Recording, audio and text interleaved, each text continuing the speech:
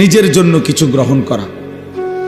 তো মোবাইল ধরে রাখলে মনোযোগ হয় না, হাতে ধরে রাখলে দিল জমে না, মানে বারবার মোবাইলের কথাটাই মনে পড়ে, ওইটার দিকেই নজর পড়ে, ফলে বারবারই মোবাইলে উঠতেছে কিনা, তো এটা একবার বাড়ায়, একবার ছোট করে, একবার ডান বাম করে, বেচারার পুরা ফিকিরটা কাজ করে মোবাইলটার প্রতি।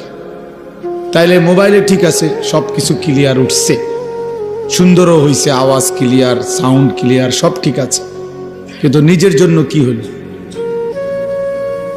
আমার দিলের জন্য কি নিলাম? মোবাইলের জন্য তো নিলাম, ঠিক আছে বাদ, দিলের জন্য আমার নিজের কি খোরাক হলো?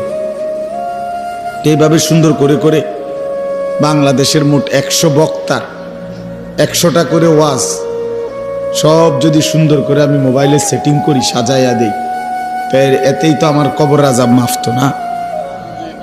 তো তাইলে কি অর্থ আছে এটাতে?